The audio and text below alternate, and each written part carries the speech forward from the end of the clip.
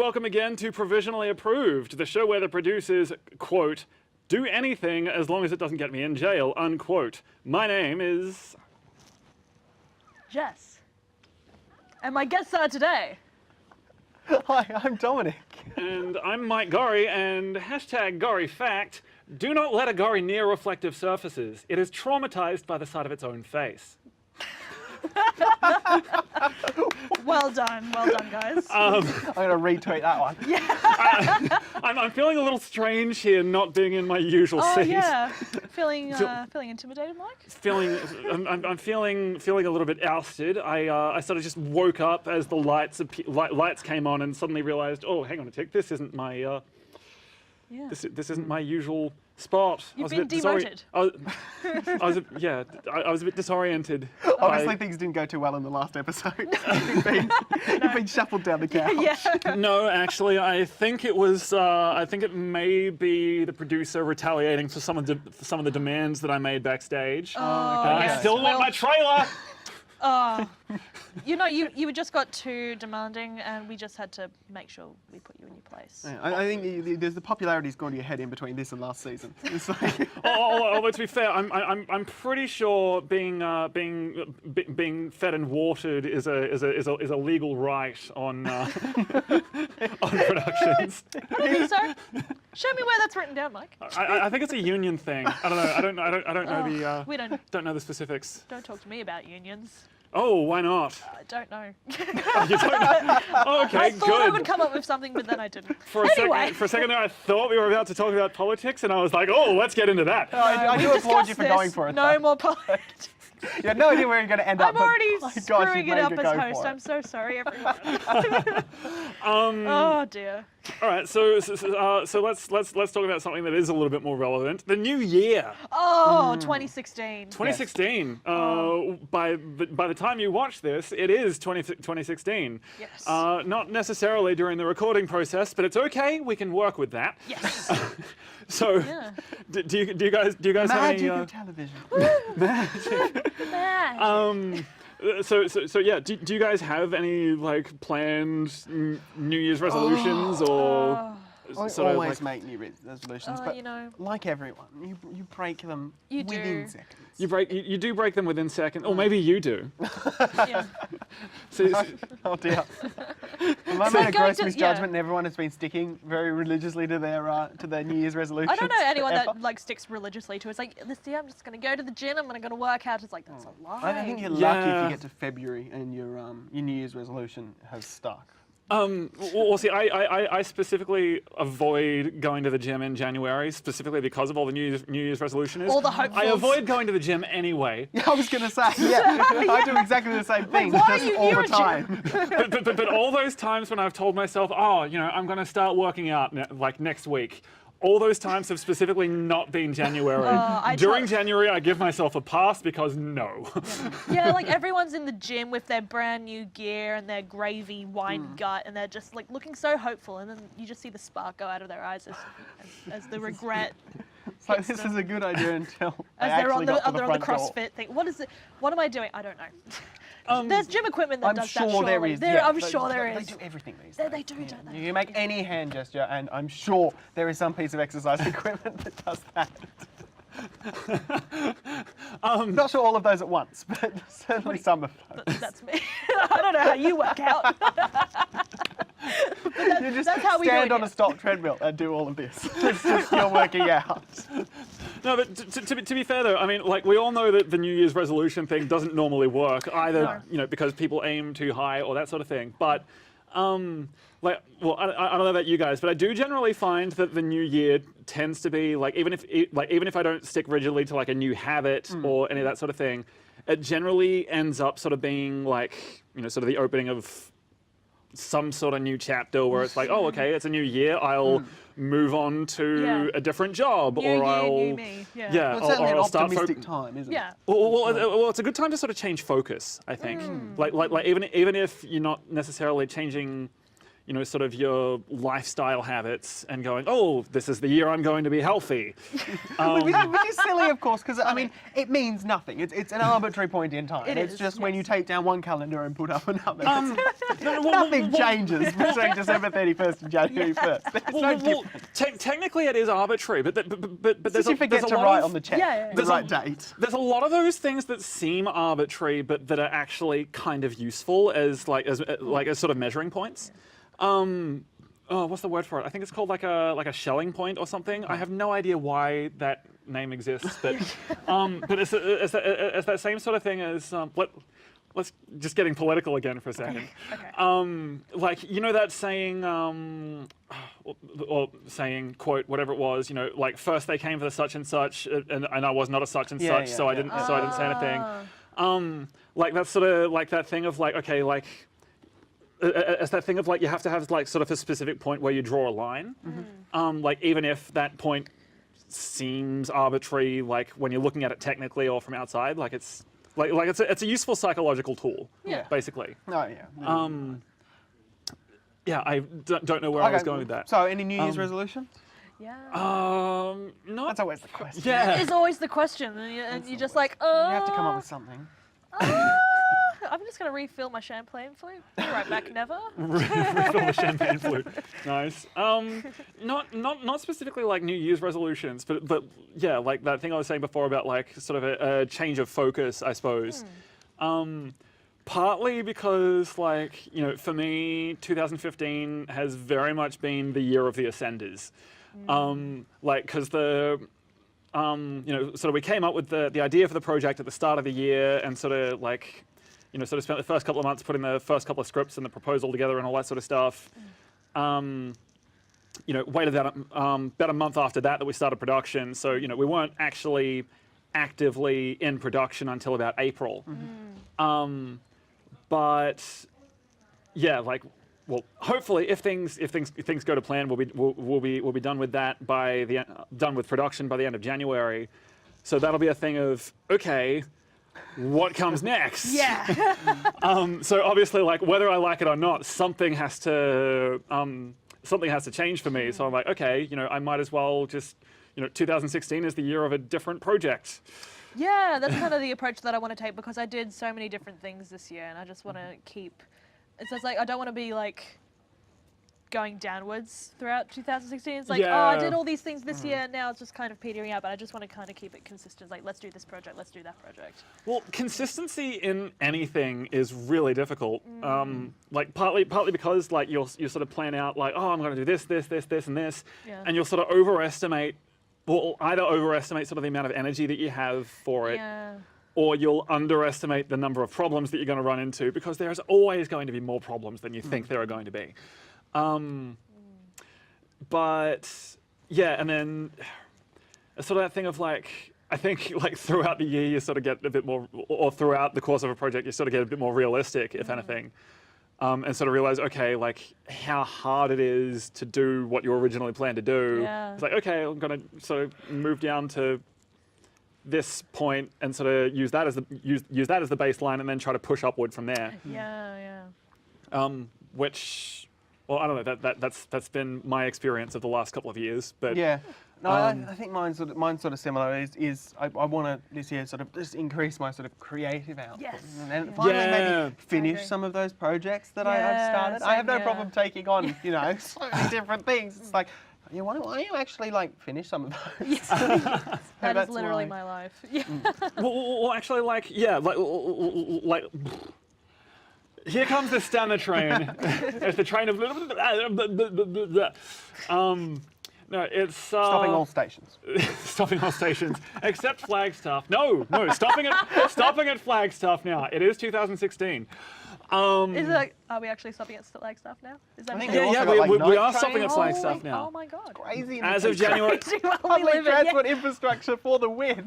As of January the 1st, stopping at Flagstaff. Oh, by the way, yes, that is of course what this new year is all about for this show. It is entirely about public transport from now on.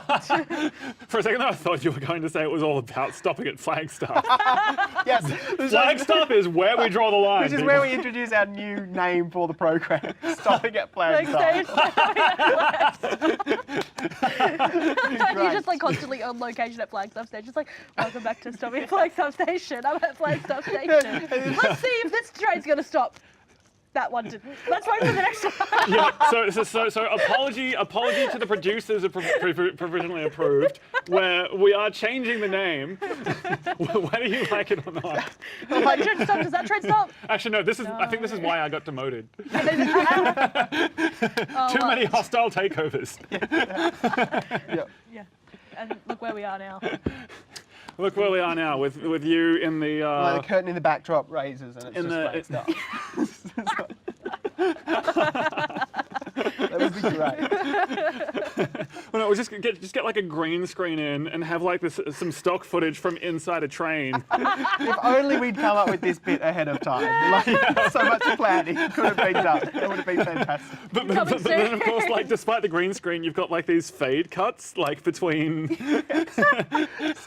So I can see it in my mind's eye. It's beautiful. Like just like people sitting on the train, and then it like fades to like some ticket inspectors going through, someone getting fined in the background. Oh wow! Actually, better yet, the person with the camera doesn't have a ticket. It's like, excuse me, sir, do you have your mic? Oh damn! It's like puts it down on the ground, and you just see their feet. Oh, someone stop me! This is ridiculous. So anyway, New Year's resolutions. Where were we? Yes. Took over the show. Yeah. I think I was sort of saying that. Yeah, I don't have any sort of specific resolutions, but like. Yeah, sort of that thing of sort of turning over into. I actually don't know which project I'm going to take up next. At this point, I've got a couple of months to work that out. Yeah. But yeah, jury's out so far. Could be anything. Could be. You know, maybe I'll go Provis full time. Ooh. But yeah.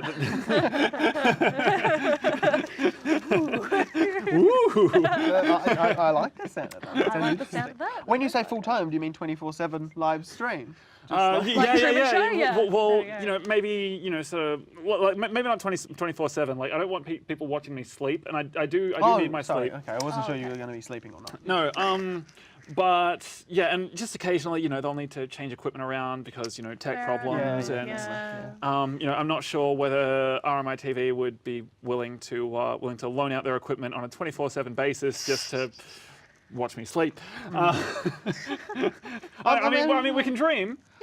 Because I'll be sleeping. I'm sure they could just switch to like, you know, like you're sleeping now sort of graphic when you're asleep. I think that'd be fine. I don't think they need to loan out cameras for that. No. Yeah, we can just get stock footage of me sleeping and put it You up. don't need to do one Put it up on the green screen while I'm chatting to you guys. They could just actually play the video. I mean, that is a lot of effort to put on the green screen, point the camera at it, run it through the keyer, and do all of that.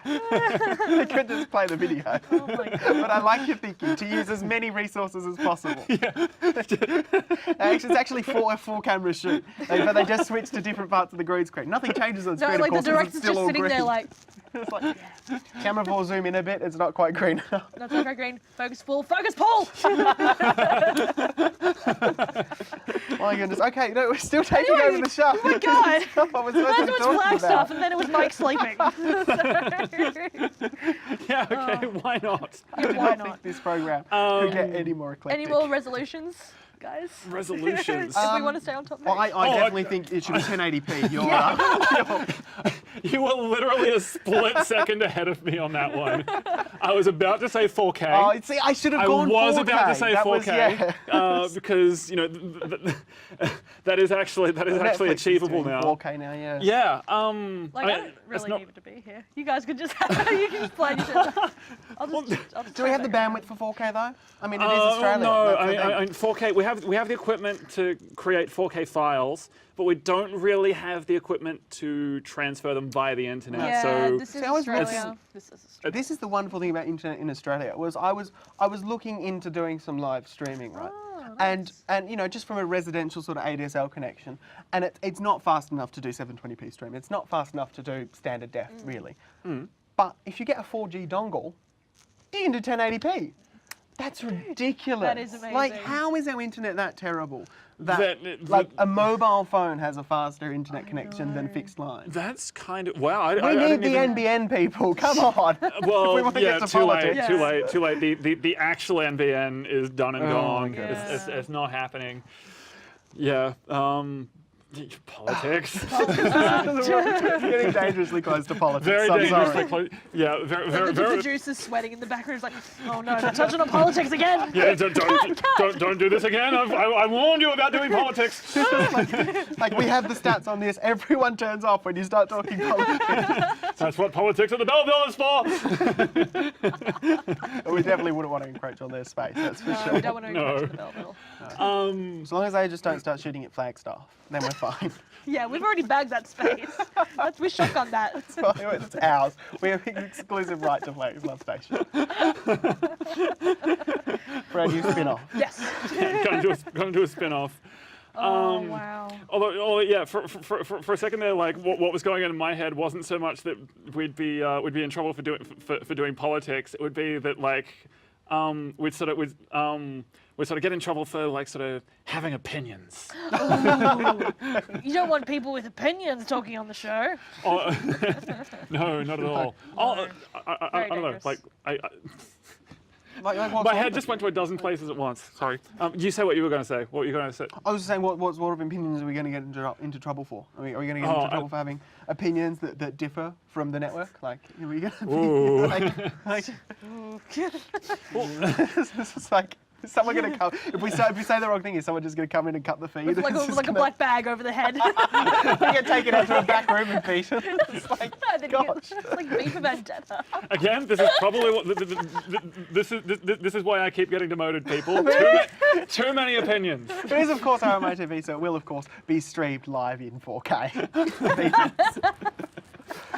No, although I personally find like even sort of the process of just like not even necessarily voicing opinions, but sometimes even sort of having them in the first place is kind of a kind of difficult territory, because then it's like, okay, you get invested in something, and then like every time sort of something happens one way or the other, it's like that sort of starts controlling your mood a little bit. Like you sort of run into a friend who like has like a not necessarily an opinion that's like different, but one that's like particularly confronting, because you're like, oh, okay, like this particular set of things is offensive. I think we're getting into sort of dangerous territory with opinions these days. Yeah. When you think about this all sort of like safe space sort of concept that seems to be coming in, especially now, where it's like the pinnacle of all sort of expression is to not offend anyone. Yeah. I think it's quite ridiculous, and we're getting into a lot of.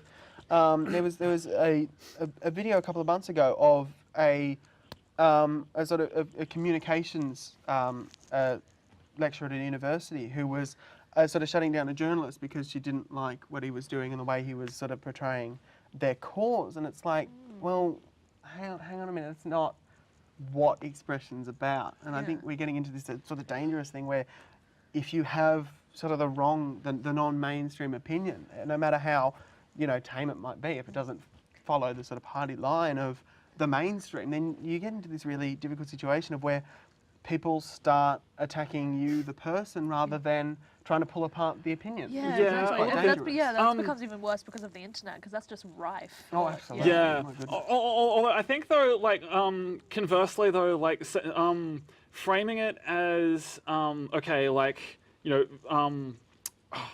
do I words this? I have to I feel like I have to be sort of really careful how I say this, because You do, that's the problem, I think. Yeah, exactly. That's the issue that we're touching on. not necessarily for like fear of offending people, but just for the sake of accuracy. Yeah, Oh, clarity. okay, fair enough, yeah. Yeah, like as that clarity is important kind of thing. The sense that like it's either don't look up, like don't be wary of who you're offending at all, or offend nobody. And I think, Right. and that's not that's not. It's a false dichotomy. I really can't words right now. That's okay. It's a bit of a false dichotomy, I think, in the sense that like, for example, you've got a lot of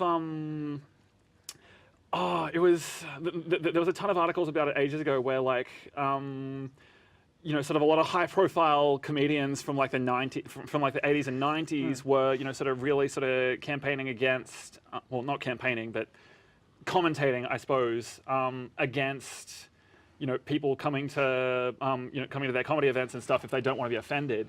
But at the same time, there's certain types of people who always get thrown under the bus, and I think that's really unfair. In the sense that, like, okay, you know, you've got, like, classically, you know, you've got, say, you know, the fat guy who's the comic relief, you know, because, oh, fat people falling over is funny. Well, no, like, it's been done a million times over. We're past that viewpoint now. Can't we actually be past that and not, like, you know, sort of basically say, oh, you know, that, like, that's all they're good for? Like, because that's the implication. And I think that's... And I think that's kind of what the whole safe spaces thing is trying to be about. Like, you know, there's plenty of cases of, you know, of the social justice warriors going way too far and ending up being kind of abusive themselves. Yeah, that's just Tumblr in a nutshell. So many people trying to protect a certain group, but they go out and prejudice against other groups, and they just become the offenders themselves. Yeah, and it just ends up throwing someone else under the bus who is also a vulnerable party, and it's like, well, it just ends up being a mess. But at the same time, I don't think that's really a reason to not try. Yeah.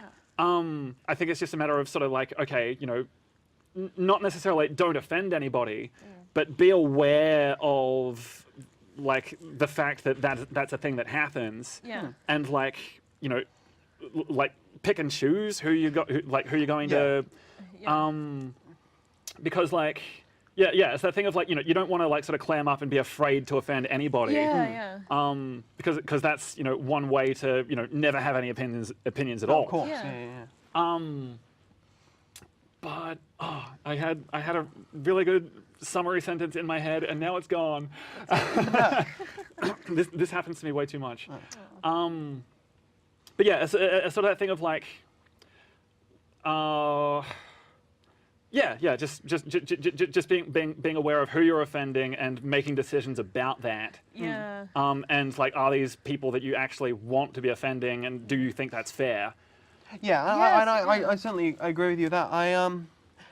I just have a problem with it seems to me, and I am completely aware that I'm coming from an incredibly privileged position in this. Yeah, exactly. I think most and people are more than welcome to call me out on that. However, I just think that it becomes dangerous to put you know, offending someone so high on your list of reasons why you might not say something. I think that becomes, and that is of course different from saying something to offend someone. Yeah. But I think you run into a difficulty when you start, you know, not saying things that you know, genuinely believe are true. Yeah. And genuinely want to express for fear that you might, you know, offend some, you know, hypothetical group of people.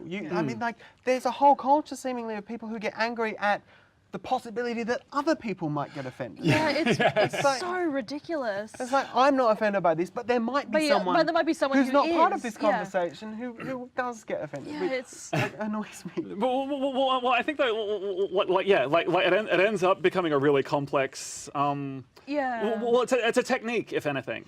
But I think it's a really important one to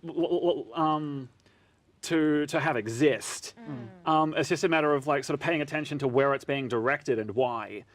In the sense that like, okay, you know, say, you know, say like an 80s or 90s comedian, you know, making sexist or racist jokes, like, you know, you don't want them to get angry at people for being offended by that, because it's like, well, you're throwing someone under the bus. Yes. Well, you know, of course they're going to be annoyed by it. But there's also that thing of like, where was I? I've lost my train of thought again. That's okay. That's fair. Demoted. Demoted again. That's why Don't you're even sit sitting on in the that couch. chair. You just have to sit on the ground. Well, yeah. We were talking about it was, like the technique of being offended. But like, for example, like in the case of, say, a conservative being offended by gay marriage, it's like, well, you have to sort of draw the line of that, like, okay, that's, what someone else does in the bedroom is none of your business. Exactly. And it was, of course, Stephen Fry who has the famous quote in which, and I will paraphrase, that he says that, being offended is not a legitimate excuse. It's not a legitimate sort of objection. It's not an authority. No. An authoritative, yes. Yeah, just because you're offended by something doesn't give you an authority over someone else or authority in a topic of conversation or anything like that. Yeah. And I think it's a technique that a lot of people try to use as such. Of course, you have people who go the exact opposite direction and go, well, it's my right to say anything that I want. And there's two sides to the story.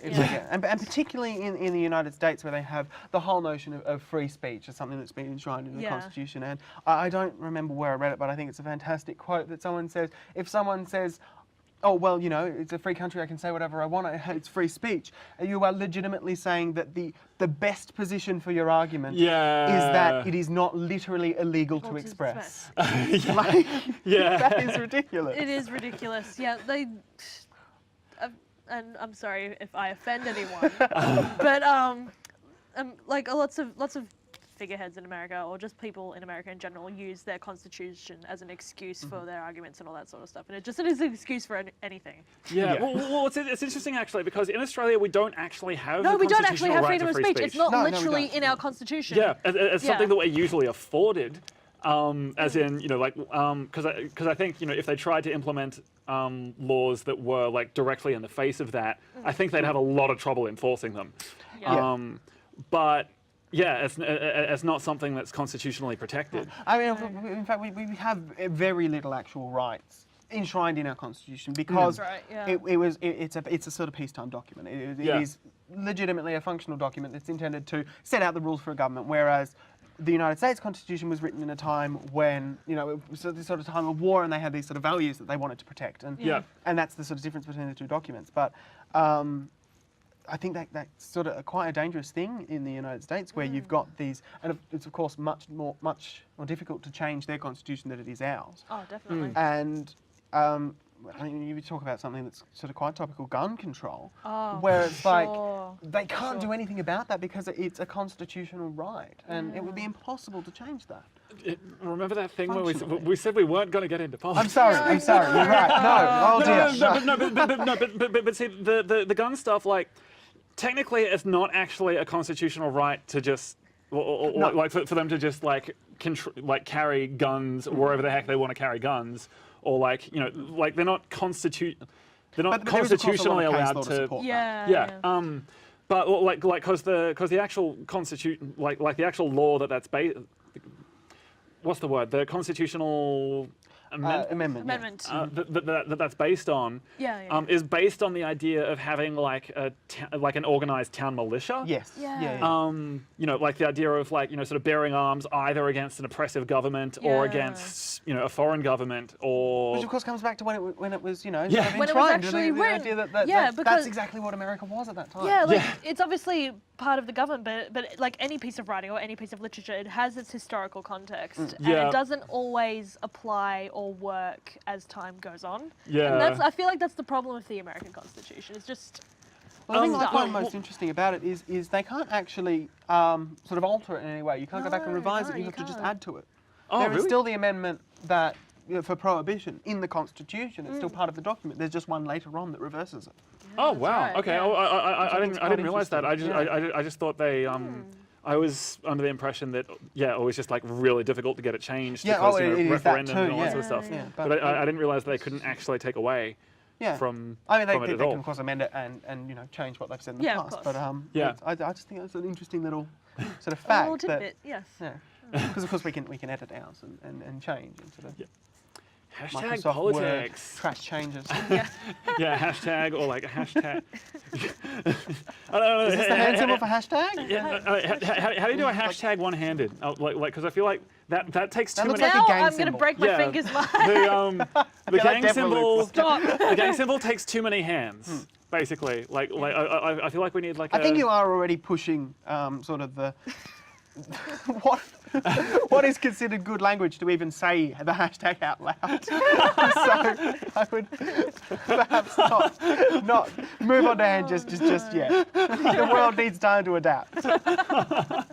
Well, I don't know. I mean, it was only sort of a few years into like the age of like MSN and stuff that people started saying things like lol and ruffle now. What an innocent It time. was funny at first. I am so glad we've gotten past that. And then it became the lingo for a while. It really did. Like sort of in an ironic sense, or ironic in the sense that doing it ironically is still doing it, guys. Still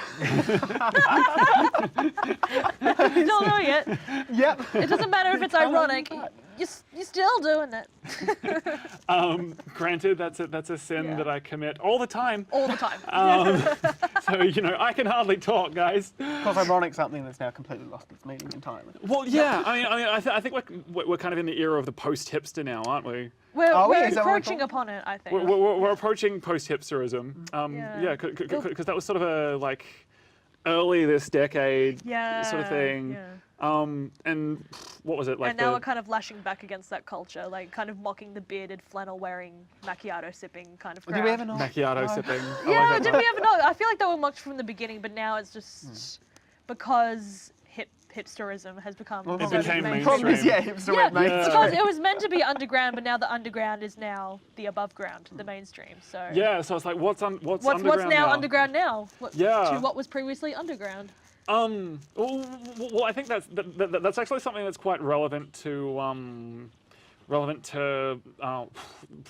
I suppose the media industry as a whole. I was about to say film, but it applies to games as well. And music especially, actually. That indie now is just sort of a term that sort of gets slapped on everything that isn't that's like. right. Sort of $1 million production values. Yeah, I mean, That's of course, right. indie does just mean independent. Yeah. But there were a lot of especially in film, very high financed studio-driven productions that they class as indie. I always find the notion of an independent record label to be quite amusing. Yes. Yeah. Yeah, well, with like independent records, they're like an offshoot of Sony.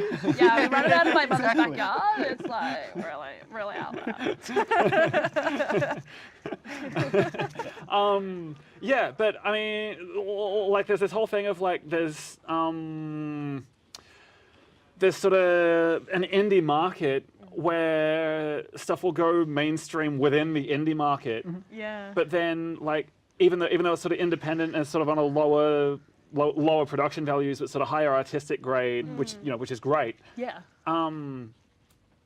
But then, like, it's sort of that thing of like that's kind of the new mainstream almost. Yeah. It's like there's sort of the like, there's. Well, I suppose it's. Sorry, my brain's piecing a bunch of things together here as I go. So, it sort of becomes this multi-tiered.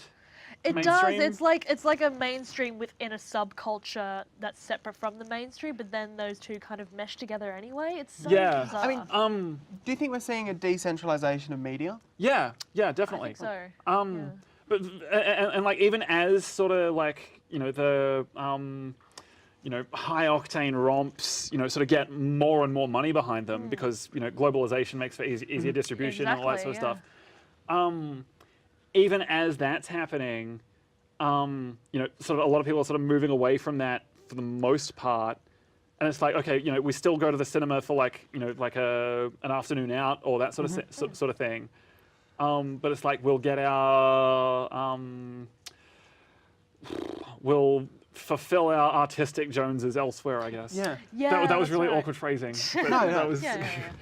But I think that's something that comes along with, I suppose, this increased access to media that people have these days. From a sort of creation perspective, the idea that it is now a lot easier for someone to create media.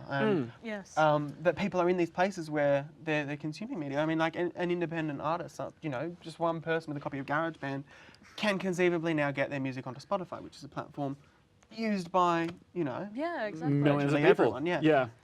which is not something that's been possible in the past. No.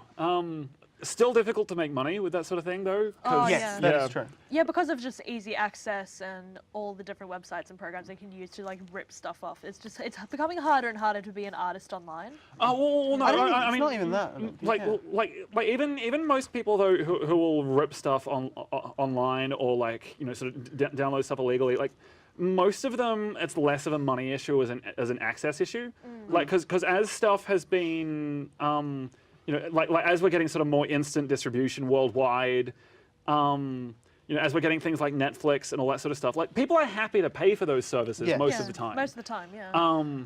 It's just that, like, if something's being released 6 months earlier in the US than here, well, we don't want to wait through 6 months of spoilers in order to get that content. Like, I don't want to stay off the internet for 6 months just so I don't get any spoilers. So. Yeah, exactly. So, like, most of the consumer base is sort of, like, mainly in that camp, I think. Because, things like Netflix are... Well, otherwise things like Netflix wouldn't be making any money, basically. And of course, we definitely saw a decrease in the piracy numbers in this country when Netflix launched. Yeah. That's true, actually, yeah. Well, yeah, because it's that thing of, okay, we're paying, set amounts per month, and, obviously not necessarily everything we want to watch is there, but like lots of the important stuff. Yes. And the rest will still pirate. That's always the thing about piracy, is the vast majority of people who pirate content don't do it because they can't afford the legitimate content. It's because they don't have access to it, or even just it is easier to pirate. Yeah. And now, that's the whole issue with like DRM in both music and games. Like it is easier to download that than to try and figure out the try to figure out the why do I DRM have to be and make that online work to play for you and The Sims or something. Yeah. But like that's where things like Netflix is so fantastic, because now Netflix is easier than pirating, and of course we must remind our viewers there are other streaming services other than Netflix. But, there is Stan. Presto. Presto, QuickFlix, yes. I think. That that's is a right? thing, isn't That's it? pretty terrible. Yeah. But, I mean, like, it's gotten to the point now where if the thing I want to watch isn't on Netflix, I'm not going to go and pirate it. It's just easier to watch something that is on Netflix. Yeah. Yeah, a little bit. Most of the time, yeah. Yeah, and I think, what was it? Game of Thrones in particular, because that gets spoiled so quickly. It does, almost instantly. Yeah, and then what's the delay that we get on that with Foxtel? I think it's the next day, isn't it? The next day, is it? I think they're doing that now. I don't watch Game of Thrones, so I'm not sure. Oh, okay, I'm one of the rare few that Of course, it's still the same access issue. It's still, you have to subscribe to whatever the Foxtel package is, because you can't just subscribe to the one channel, then you have to get the premium drama channel. Yeah. And it's like, why do you want to go through all those headaches when you can just have this one service with all the content? Yeah, and then you either have to, you have to wait until it airs, even if you're going to watch it sort of on demand later, or you DVR it. It's quite difficult. Yeah. So speaking of like Netflix and Stan and all those sort of things, like have you guys? I'm assuming both of you guys have at least one of those things. I have Netflix. And I've got both Netflix and Stan. Yeah. So like, what are the shows that you guys have been watching on that now that we're in that ballpark? I only just recently got it, so I just consumed BoJack Horseman, which we talked about not too long ago. Yeah, we did. I'm just about to watch the Christmas special because I just realised that there was a Christmas special, so I'm going to go home and watch it pretty much as soon as I get funny home. Because I was just reading an interview with the creator of that show like a couple of days ago, where he was talking about the fact that like, we did the Christmas special as a separate entity, and people are still like finding out like months after they watch the show that this is a thing. It's actually a thing. Yeah. So I'll be consuming that as soon as I get home on Netflix. Nice. You're in for a it's an interesting one actually, because they go the full sort of 90s sitcom route. Yeah, I've heard bits and pieces about it. I had like the first 10 seconds spoiled of it, like where like it establishes that it's going to be. It's like, oh, it's a Christmas special. Let's watch the Christmas special. It's like, oh, I hate Christmas specials, and it's like mocking itself. And obviously after that, I'm gonna finally, because people won't stop leaving me alone about it, I'm finally gonna start watching Breaking Bad. Oh, I still haven't started okay. that. Oh, no. Breaking Bad isn't on. It no, is on that's Netflix, That's on isn't it? Stan, It's on isn't it? Stan, yeah. No, I'm not thought sure it if was it's on Netflix. Netflix as well. I thought it was. Pretty Maybe sure I'm it's being not an on idiot. Netflix. No, Okay. because I know Stan has exclusive to Better Call Saul. Yeah, it It does. Like, yeah. I haven't So heard much about that show at all. Like, yeah, neither have I. but everyone's like Breaking Bad, Better Call Saul. And There's it's like probably nothing. 'cause There's like it's on silence. With that, I have a confession to make. I never finished Breaking Bad. I got 2 seasons in. Sacrilege. And then, well, no, I didn't even start it, but how could you not have watched this was partly a distribution issue, like an access Right. thing. Yeah. Because my old housemate had like all 5 seasons on DVD. Yeah. But I only really got to watch the first 2 before we both moved out. Yeah. And then I just because it's easier to just sort of watch the stuff that is available rather than sometimes rather than pirating on a really poor internet connection as I had at the time. Theoretically, of course, you never actually do that. No, of course not. Of course no. not. Why would What? anybody What? pirate content ever? Doesn't matter. Do you reckon people pirate this? Yes. How would that even work? I sort of feel like the only way to pirate it would be to They set up a video camera in front of their computer screen. yeah, and then take the credit for it or Yep. something. No, I think they just release it as a cam. Oh dear. I feel like I should do that now. I'm just gonna go home, set up my just Gory rips. It'd be great. Yeah, Gory rips. just like Gorrie riffs on Gorrie. Oh gosh. That needs to be a website immediately. Gorrie rips on Gorrie. It's just like That'd be ripped great. versions of your own show. Well, I have always been into It's just you eating popcorn in the background, the sound of that. like the thing Shia LaBeouf did, where he's marathoning all of his Yeah. movies over 3 days. I got onto that live stream. It was fascinating. Yeah, except did not you're know not this was a you're not watching the movies. You're watching his face. You're watching him watching the movie. You're watching and you him can tell, watching the movies. did I miss like this? there were pictures afterwards. Here's Shia LaBeouf watching Transformers, being like, ugh, and like, ugh, and like. I was like, here's Shia LaBeouf watching this animated movie he was in several years ago about penguins, and he's laughing and smiling and all that sort of stuff. It's you could tell a lot about his regrets from that live stream. That's kind of great. And one he takes pride in. Yeah. But yeah, it'd have to be I've always sort of been into that kind of meta, Yeah. this thing commenting on itself sort of thing, which is why, I was sort of saying last episode, Skyfall, I love unreservedly for that. So yeah, just that thing of the cast commenting on themselves, commenting on their own commentary track, which, just take it to another level of ridiculous. Yeah, sure, I'm in. Let's do it. We should do a commentary of this episode. We Yeah. should. What would we say? The flowers were particularly lovely. Yes. In this. We'll just talk about the background, talk about the subject matter of ourselves talking about the making the subject. commentary. Well, and let's live stream it over 3 days. It's now coming up, you'll find Jess makes a very interesting point about piracy. Thank you. Yes, I do.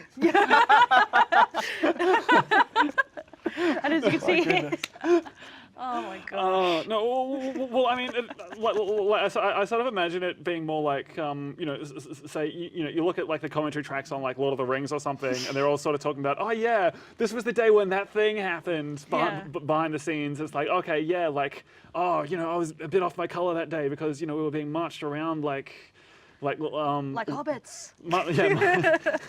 Marched around like hobbits, and and the stunt guy in this shot, he was lovely, and all that sort of stuff, just sort of reminiscing about what it was like to be on set. If I was ever on a movie and had to do the commentary, I would just make everything. I was oh, there's that stepmom Stan. He died. Oh, yeah. See, when he lands in the river, he drowned. It's quite interesting, actually. Now that we bring up commentaries, with streaming, you don't really get those very No, often. you don't actually. You're No. missing out on all the extra features, which is quite That's interesting. true. No, but that's interesting though. I mean, because millions of hours of like just people playing games and commenting on them, is being consumed every day, week, Yeah. day. I Month. think. Pretty much every day. Yeah. There's just so So- many huge names out there, and Yeah. I know most of them thanks to my 13-year-old brother now. Yeah. But I mean, like, I feel like like as a culture, we're sort of really sort of getting into this, sort of like not just commentary, but like this thing of sort of discourse about discourse, and like because like commentary about the things that like people are consuming like has sort of become a media form in itself, and It really has. It's like some of the top, like the top subscribed YouTuber of all time on YouTube is a gaming channel, Yeah. PewDiePie. Yeah, He yeah. gets like $2-3 million a year from what he does. Whoa, okay, yeah, he does well for himself. Good. Yes. Well, yeah. The other one I've been hearing about a lot recently is Markiplier. Yes. Yeah. I have to admit that I do watch him from time to time, and he's very entertaining. Yeah, he's got a pretty big big fandom. 9-10 million subscribers now. It's Yeah. ridiculous. Which Yeah. is interesting because there's all this access to content thing. You'd be very hard pressed to get that sort of audience from a traditional medium. That's very true. Yeah, you don't get is- 9-10 million people watching like just a normal show on TV usually, but you do And, on the and internet. because there's 9-10 million people are spread across the entire globe, I mean, it's unsustainable in this sort of traditional model, which is quite interesting. Yeah, it's very interesting. Well, yeah. I mean, I like. I suppose we're kind of oversaturated at the moment in terms of like the Yeah, sheer. that's the thing. The signal to noise ratio is way out of whack. Yeah. Yeah. Oversaturated with opinions and games and so on and so forth. Especially ours. But I think though, like that's kind of a good thing in the sense that like it's not a matter of like it's less and less a matter of what equipment you have access to, Yeah. and more a matter of like like have you found that one thing that you're really good at? Yeah. And are you sort of gunning into it? That's a really me kind of phrase. Are you sort of really getting into it and like playing with it and sort of taking it to a new level and all that sort of stuff, and like with whatever you've got, it's like pretty much anyone can be or can become that person if they're able to with equipment. And that's a good point to end on. Unfortunately, we're going to have to wrap up. So this has been Provisionally Approved. I've been Jess. I've been Dominic Mulligan. And I have been and still am Mike Gorrie. Yes. Thank you. Thanks That's for a fair watching. point, Thank you for isn't it? watching. Listening, whatever. Experiencing. Streaming, Experiencing. pirating, Thank you for experiencing. Thank you for experiencing us. Oh, gosh. Thank you. Please don't make that the tagline.